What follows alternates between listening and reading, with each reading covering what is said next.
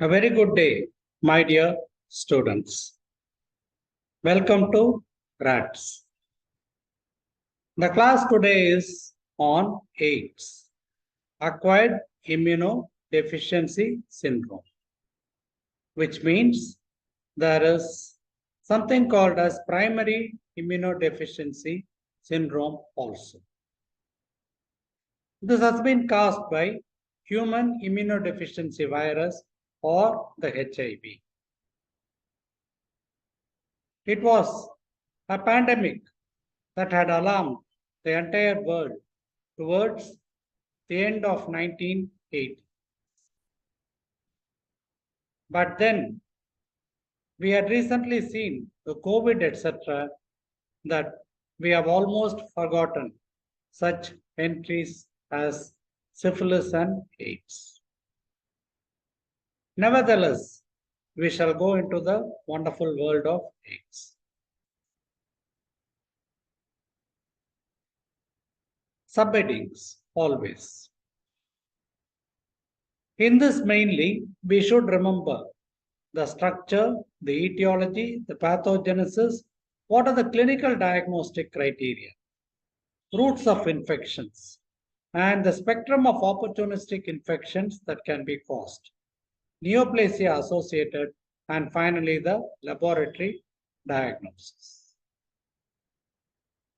Thanks to Wikipedia, a wonderful retrieval and a retention of the stalwarts, Francois Senozzi, Robert Gallo, and Luc Montagnier, who together identified the novel retrovirus in 1983. This is the gentleman whom we should remember. There are two strains of this HIV virus, HIV-1 and HIV-2. 2 is supposed to have originated from Africa, and it is said that it is from the chimpanzee. And when these animals were encaged and the zoo workers were injured, they thought that a transmission of a disease had occurred. Whereas the HIV-1 is totally different in origin. This is the chimpanzee at the Leipzig Zoo. Now, what is the structure of this HIV? It is a RNA virus belonging to the family of Retroviridae and a lentivirus. Lenti means thin. There is a global virulent called as HIV-1 and another one restricted mostly to Africa, the HIV-2, which is less virulent. It contains the RNA, as we are seeing over here. There are two pairs of the RNA, and there is a cell membrane which is composed of lipid bilayer. There are two important glycoproteins, 41 and 120. These are essential both in diagnosis as well as in the pathogenesis. A misnomer was it is supposed to be closely linked to the gay form of sex. A fundamental basic understanding is essential for any pathogenesis, the genesis of a disease. Look at this picture over here. This is the HIV virus, HIV-1. There are two strands of the RNA, ribonucleic acid, and it is covered with an intact capsule. There are also some spikes which I am seeing on the surface, which are the glycoproteins. When it goes into the host, it gets attached to the host cell, the receptors. There are the CD4 receptor and the CCR5 receptor. It gets attached to it, after which part of the viral cell wall is lost. The RNA, it undergoes a uncoating. It is exposed, and there is a process called as reverse transcription. RNA gets converted to the DNA. the blue gets converted to the red. This process is called as reverse transcription. After which you find that the DNA gets entangled with the host DNA. This process is called as integration. It becomes part of the host DNA. This is essential for multiplication. That is how all our cells are getting multiplied because of the DNA. So it gets multiplied, and there is a process called as transcription, wherein the DNA, after the function is over, gets again converted to the RNA. The viral RNA is again formed. It makes use of the host cell material to form the cell wall, and it gets detached from the cell. It becomes fresh to attack another cell. The process goes on. In the time being, you find that the host cell gets withered out or destroyed. So these are the key words definitely you people will be knowing. I need not be repeating it again. It has been well explained. Please by heart this. Now, how do you clinically suspect a person to be having AIDS or make a diagnosis? Always there is something called criteria for a disease that should be fulfilled. For example, clinically, the patient can be having an encephalopathy, there can be a retinitis with a loss of vision, there can be superadded intestinal infections, or there can be a pneumocystis pneumonia, there can be a cervical cancer, many such things can get manifest. Along with it, in the blood, I find that the CD4, they are the lymphocytes. They become reduced in number, so much so the count is less than 200 cells per cubic millimeter. So there is a marked decrease. In any of the viral infections, the lymphocytes will be decreased. That will be the first warning symptom for us. And what are the criteria? There are some major signs, minor signs. Major signs clinically will be weight loss, fever for more than a month, diarrhea for more than a month. Minor signs can be persistent cough, itchy skin, thrush or a sore throat, recurrent shingles, herpes zoster, severe long-lasting cold, lymphadenopathy, and there is a loss of memory in the patient. These are also minor signs.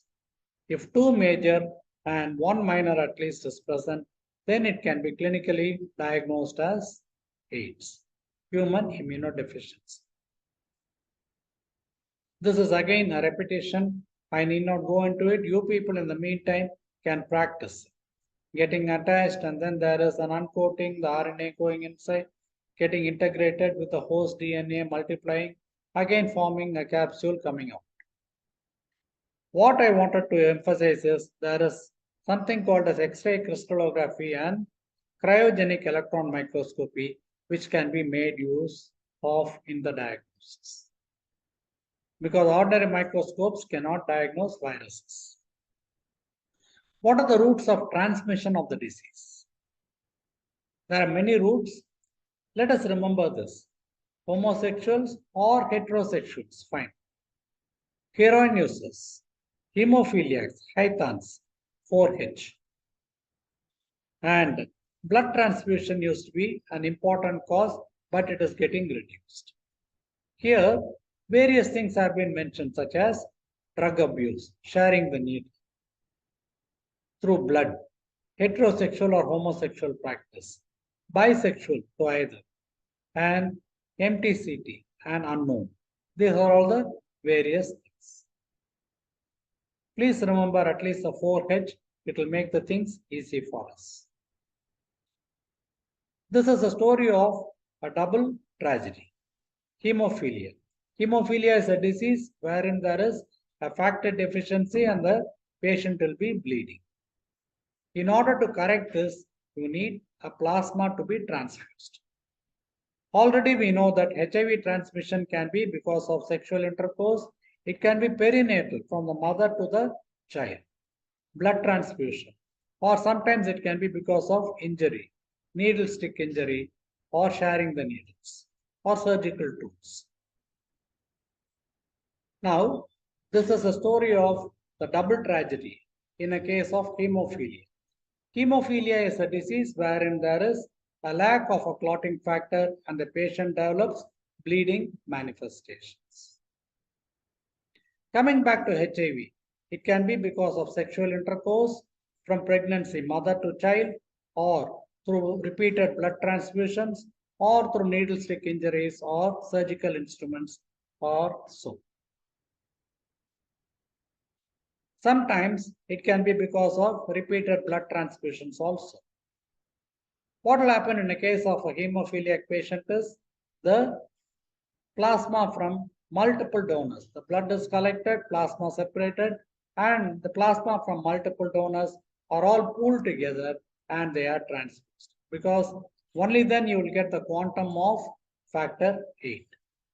Unfortunately, during this, some turned out to be HIV positive and the patient had a double tragedy of hemophilia and an incurable HIV infection also. Not that blood transfusion is bad, you find that from a single unit of blood, plasma, buffy coat, and red blood cells all can be separated, and one donation can save 3 lives. These are important things which you people will have to explain to yourself slowly. There is a HIV virus. It can be 1 or 2. Whatever it is, it leads to changes in the lymphocyte, degradation or dysregulation of the B cells. And the CD4 type of cells are reduced in number. There may be immunoglobulins which are released, but they are not very effective. There can be some mediators also which are released. There can be viral co-infection. Co-infection, this is the main infection. Along with it, there can be the Epstein-Barr virus or the herpes virus, hepatitis B virus, C virus, etc. Finally, the patient develops an immunosuppression, and there can also be genetic abnormalities because of his interference with the DNA. So, this particular one, thanks to Science Direct, you people can rehearse. What can be the clinicopathological picture in a case of HIV? This is a patient having massive lymphadenopathy. Multiple lymph nodes are there. They can be huge. Usually we get it in 2 conditions. One is a reactive lymphadenitis or 2, a lymphoma. So the differential diagnosis can be a non-Hodgkin lymphoma, which is possible in a patient with HIV. Therefore, we should be doubly careful when handling such patients, including the FNAC. So this is a lymph node, this is a lymphoid follicle, they are all becoming large. This is called as reactive lymph node or follicular hyperplasia. But after some time, when there is infection, there is a decrease in the CD4 lymphocytes and the lymph node develops a burnt out syndrome. Look at this, there are some follicles in some regions, but the majority of it are literally drained of these follicles. We say it a burnt out feature. So this is again a nice diagram for you people to practice and to rehearse. So there is the attachment, there is an uncoating, and then the RNA getting converted to the DNA, integration with the host, there is a multiplication, and again there is a transcription. You find that the viruses are again being reformed. They get more and more viruses to be formed. A Trojan horse. I hope you people know the story of the Trojan horse. It is a war between Greece and a country called Troy. Troy was repeatedly defeated in the wars. So they decided, they built a huge horse and left it outside the castle in Greece. And inside that, all the Trojan soldiers with their weapons were taking a nap. So the Grecians, on seeing it, they pulled it into their castle and they were very bewildered to see what it is. But they were tired and left it as it is and went. The Trojan soldiers came out and they captured Greece. That is the story of the Trojan horse. But why am I telling you this in this context? Look at this. You find that these are the monocytes in the blood. The monocytes and the lymphocytes are two cells which can be affected by the HIV virus. This region here is called the blood-brain barrier. It will not allow any of the organism to enter the brain that easily. But once it is a normal monocyte, just like a Trojan horse, it is allowed to go inside. The viruses keep on multiplying and then the cell dies, the virus keeps on multiplying and affecting the other cells. So that is what is happening. This is an infected macrophage. It affects the microglia and finally the brain cells or the astrocytes. Opportunistic infections. Normally, we have got a lot of these organisms in our body and they are common source. You do not harm me, I will not harm you. But there are a series of these. It is actually the culprit or paradox, whatever it is. All these organisms became active and alive. So the same patient suffered from more than 2, 3, or even 4 such infections. The entire list is given over here. We shall see a few. So a baffling spectrum.